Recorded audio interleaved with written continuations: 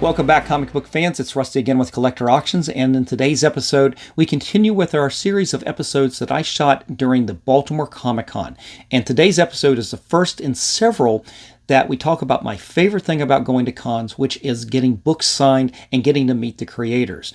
Well, I shot a lot of footage from the show, and I've got a lot of interactions with the artist.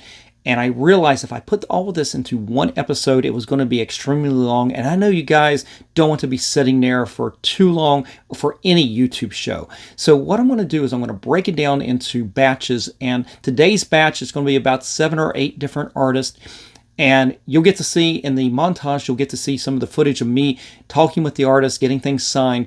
And afterwards, I'm going to come back and we will do a commentary and I'll do a little show and tell of some of the books that I got signed at the con. So you guys can see everything that I got signed and you can see the interactions I had with each of my favorite artists. So sit back, enjoy the montage, and I'll be right back. Yes, I am going. I have to run and find a friend of mine and give him this book. So I'm going to be out here for about 20 minutes, and then I'm going to sit down and I'll just sign what I have to do. Quick question. I hope to do signatures tomorrow. I got a couple more. No, oh God, no. I don't want to be responsible for your stuff. No, I don't do that. So, or if I do it, I'll be selling it myself and going to Rio. So that's how that'll work. But if you don't mind standing in line, I'll be doing sketches. I will limit the number of sketches, so you'll find out fairly early on if you're going to be in line for sketches, just so people know what the score is. So, all right. Thank you. Thanks. Okay. Oh,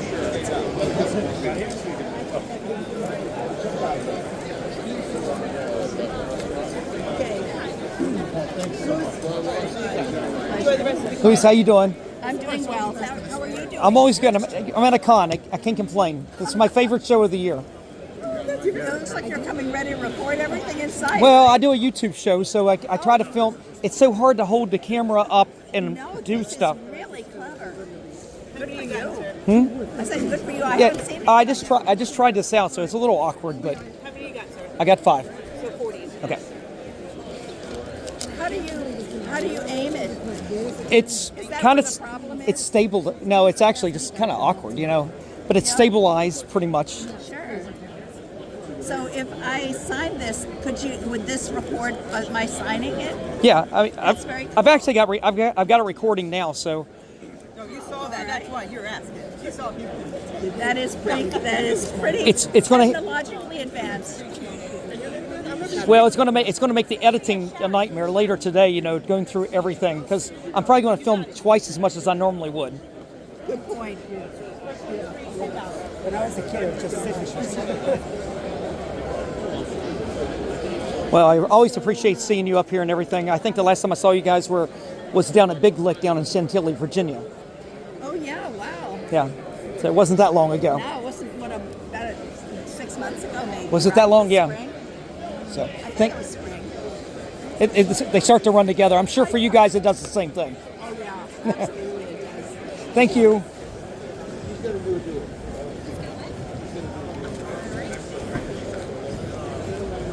Did you do that cover for fun? I think I did it with the expectation that someone would give me money, and also it didn't sell as well as I figured it would. It was one of those ones that was like, this is too obviously a money grab, sir, on my part. Well, it worked because I've got at least 4 of them now, so. It is one of those that, it's done perfectly fine, and as you know, that's me complaining, because sometimes when I do the cover recreations, they sell for stupid prices. Right. It was still more than made sense for it to sell. Oh, I loved it. I bought that right from, it's Unknown Comics? Is that who did it? Who sponsored that, I think? I'm not sure. But, I bought it right from them when it came out. But it's nice. Oh, I think I know what you mean. Yeah, that's Ultimate Comics. I always get those confused. No, yeah, they published, there's an X-Men one that, I don't think it's this one, it was another one that actually, that one did sell for a lot. Oh, did it? Yeah, exactly. Well, thank you, sir. It's always good seeing you. Always.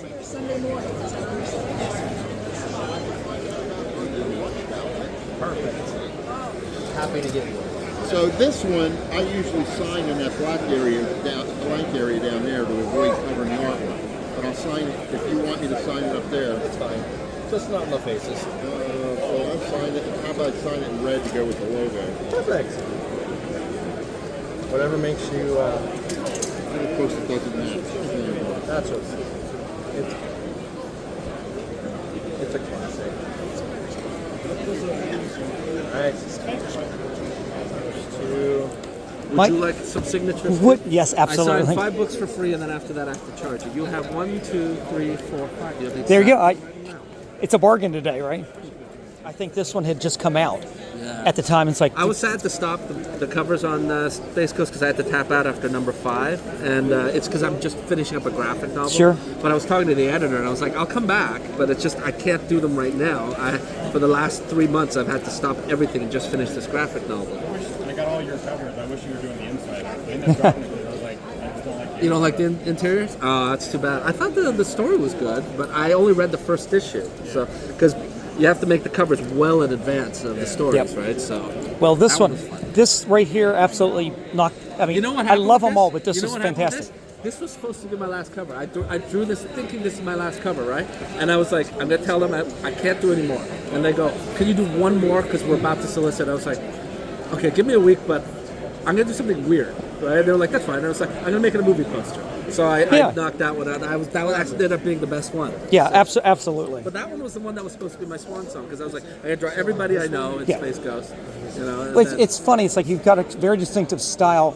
First issue came out, and it's like, look familiar. But your yeah, second yeah, one, your but- second one was like, oh my God, it's so you. No, you know what the first thing one is? It's me. You know who's the best Space Ghost artist other than Toad? Steve Root. Steve Root, exactly. Steve Root and Ken Stacy did a Space Ghost jam back in the 90s. I love that thing. I told Ken many times, I'm like, I love how you painted that. Because it looks like background painting. So when I did the first issue, I was like, I'm going to make it look like that, where it's like cell art on top of a background painting. I know how to do that. Right. So that's why it's my homage to the series. Plus, I try to make it look like a gold key cover, and it was designed.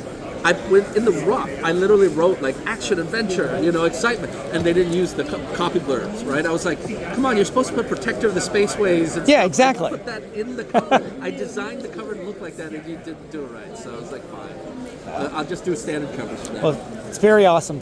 Good work. Thank you. Enjoy all your singing. I'm glad you enjoyed it. Thank you so much.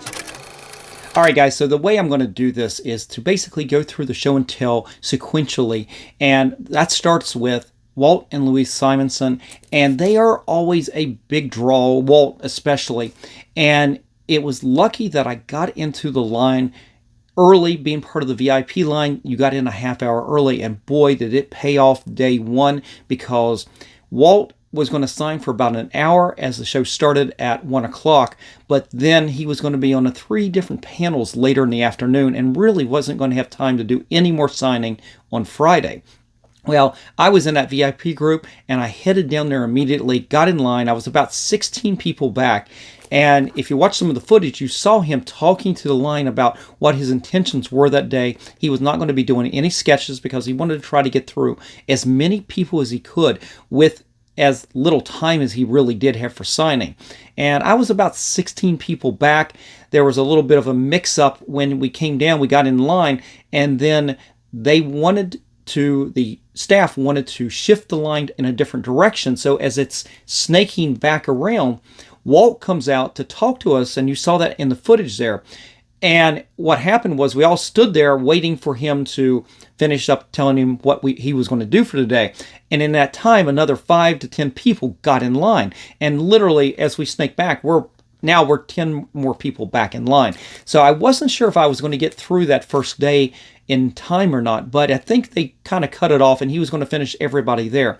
In fact, nobody from the regular public, I don't think, got anything signed during that first hour because they cut it off before the public even open. It was even open to the public.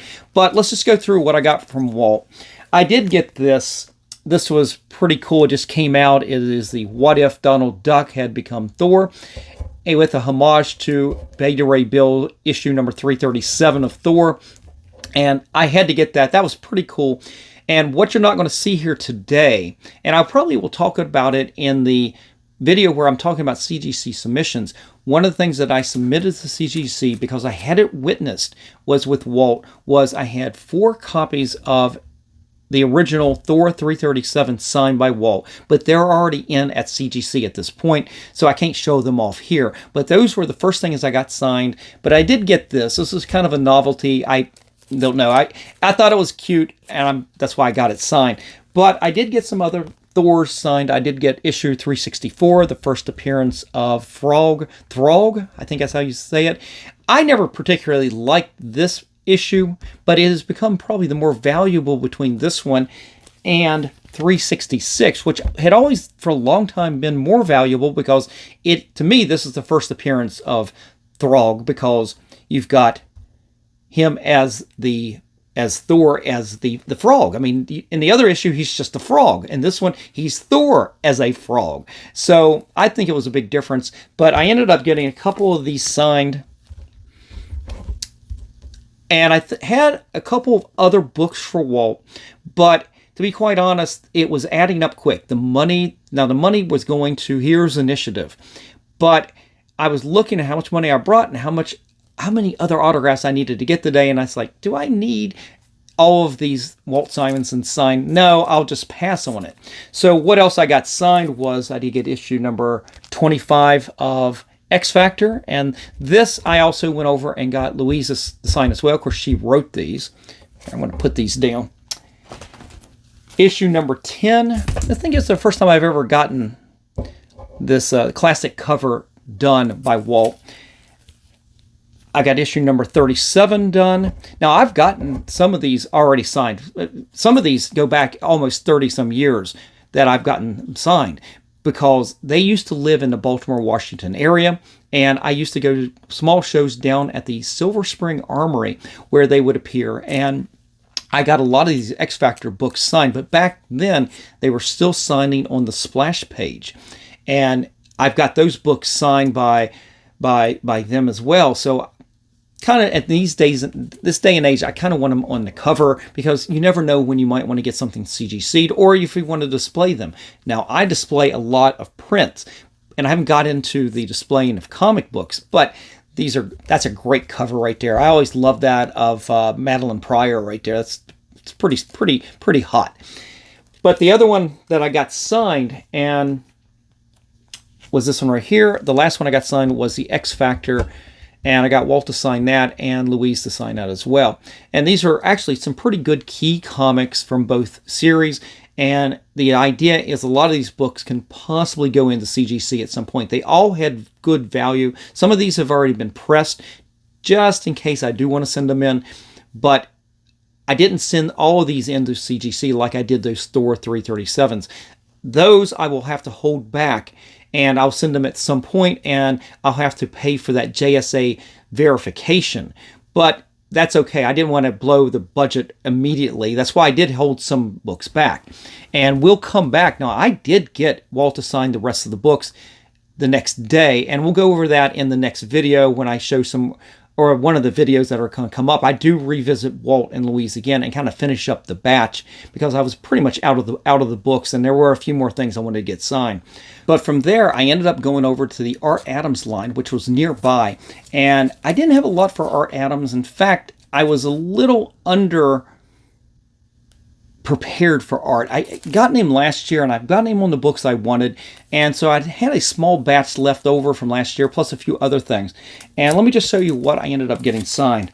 Got this beautiful cover to Savage Red Sonja #1 from Dynamite, and this was kind of funny. If you watch the video, he asked me where I wanted him to sign this. Do you want it up in the hair, or do you want it on the boobs? And I went, oh, the boobs, definitely the boobs. And speaking of just beautiful women covers, we've got this X-Men. This is Astonishing X-Men #43 variant cover of the White Queen. This is actually a very popular Art Adams piece right there. Again, some of these books, like this one right here, is definitely a candidate to go into CGC at some point to be verified. I did get this here. This is the Immortal Thor #11. Really new, but it is a really striking cover from Art Adams of Angelica, and thought this was extraordinary. And I don't often just get random books signed like this, but this cover really was really nice. And let me show you what else I got signed, and I'll show you that I'll show you this again in the next episode when I talk about going back and revisiting Walt a second time. But I didn't get this signed by Walt. And then when I got the Art Adams, I realized I should have gotten this signed because it is a really nice copy of Fantastic Four 348. Walt did the writing on Fantastic Four at this point. Art Adams did all of the artwork. And now if you look down at the bottom, I've actually got Al Milgrom on there as well. You'll see Al Milgrom come up in one of the videos in the next few episodes. But I got all three of them to sign during the convention, so I'll probably show this book off multiple times at this point. But that was Art Adams right there. And then one of the books that I had last year that I didn't get signed, and it's not a candidate for grading, but I always love this cover. It is from Buffy. It's a one-on-one, one-shot and it got this beautiful Art Adams Buffy the Vampire Slayer right there. And then the last two books I got from Art were these right here. It is Incredible Hulk number 4, but it did, from Unknown Comics, they got Art to do this beautiful homage to Hulk 181. And you hear him talk about that. When you hear him talk about a money grab, it wasn't as popular apparently. And they realized it was a complete money grab. He said, it still got paid. It did pretty good. And I said, yes, it did, because I at least bought at least 4 of these. And I've gotten at least 2 of them. I think 2 of the other ones are already graded from Art Adams. And I've got 2 of these. And if you also notice, and I'll show these in one of the next couple episodes, you'll also see Ryan Otley on here as well, because he did the interior art to these issues. And I'll show Ryan Otley in one of the upcoming videos as well. He'll be in one of the next episodes. So I'll end up showing these books off again. So that was everything from Art Adams. And coming up next was, I believe, Dan Jurgens and Brett Breeding. And I had a few books for them. One that Brett had already signed, but it was issue number 50 of Superman here. And you've got this beautiful Jerry Ordway cover. And actually, Jerry has signed up at the top. If you can see it up here by my fingers, it's a little hard to see. This book had come, I believe, from QVC, because you've got a handwritten number up here. It is issue 909 of 2,500 copies of this that they signed. And I've been over the years pulling a lot of these QVC books that my mom bought off of QVC and getting additional signatures to them. And that was one of these, although I'm looking on the back and I don't have the COA, so I'm a little upset over that. But I got Brett probably a year or two ago to sign up here, and then I brought this and I had Dan Jurgens sign right there. And then I brought 3 copies of Superman 75, The Death of Superman. So also in the footage, you got to see Brett Breeding there. Now, I didn't film while I was talking with them. I had definitely messed up when I was filming a lot of the stuff this weekend. I forgot to turn it on, but I definitely had it on when I was sitting there watching them do sketches and things like that. And then when I got up there, I forgot to turn it back on. So that's why you don't have me interacting with either these 2 creators. But you can see Brett's signature right over here. It pops on that. And then Dan Jurgens is in black right across the flag. So I got 2 copies of the first print. And then I've got the 3rd printing as well. And you can tell it's a 3rd printing because it has the Roman numeral 3 right over there. So that's what I got from Dan Jurgens and Brett Breeding. And then the last artist that I got during this montage, this first group of artists, was Michael Cho. And Michael Cho was one of those that actually saved me some money, because he was doing, I think, 5 books for free. And then after that, he was charging $5 or $10 a piece. And I looked at what I had, and I had 7 books. And I'm going, okay, I can give him 5 and I can always come back, right? So I'm a big fan of his art on Space Ghost. So I had issues number 2 right here. You can see his signature right there. Issue number 3. It's a little harder on the red, but you can see the gold right there. The gold paint pen was money that day. It was throwing some good ink. This is issue number 4, and I'm not sure if I put it on the montage or not, but I'll tell you, this was supposed to be his last issue. He had other commitments, but they talked him into doing one final Space Ghost cover after that, and he did it the way he wanted to. It was this issue, number 5, and you can see a signature right there. Beautiful, kind of a homage to the old 50s and 40s movie posters. So absolutely just gorgeous work right here. He had prints. If you saw in the footage there, you saw that he had prints of this and some of the other stuff of his work. And I messed up. I didn't buy any prints from him that day. I'd bought prints from him before. And I should have bought this right there, because when I went back on Saturday to get the 2 final books signed, they were all gone. He said, yeah, they all went the first day. Every print of this right here got sold. So I missed out on that, but I did get the copy here signed. And then the last book that I got signed was Amazing Spider-Man number 46. I really like the design of this right there. And again, it's a little hard to see on that orange. A black pen would have popped on that, but it's still really nice in person. You can see it really well. But guys, that is everything for the first episode right here of what I got signed at the 2024 Baltimore Comic-Con. I had a great time meeting all these creators and interacting with them a little bit, and I hope that you enjoyed the footage. I just let a lot of that raw footage just air so you could see how me talking to them and just seeing them in a natural element like that. I didn't put a music montage behind it like I do a lot of these montages. I wanted you to enjoy the footage raw in its natural state like that. So guys, I hope you enjoyed that. And guys, if you did like it, definitely hit that like, slap the subscribe, and click on that notification bell so you don't miss out on any of the episodes that I put out each and every week, Monday, Wednesdays, and Fridays at 3 p.m. And so stay tuned. There's definitely going to be at least 2 more episodes, maybe 3, of me continuing to meet some of the creators at the 2024 Baltimore Comic-Con. So I still got to figure out how to break it down. So like I said, either 2 or 3 more episodes in this, and then there's still other episodes from the Baltimore Comic-Con. We're going to have a big series of these episodes. I hope you check out each and every one. Definitely leave me a comment in the comment section below and let me know what you think of the books today. And if you've gotten anything signed at the Baltimore Comic-Con, did you get any of these artists to sign? I definitely want to know. But guys, that's it. Enjoy the rest of the day. I will see you for the next episode. And remember, every comic has a story.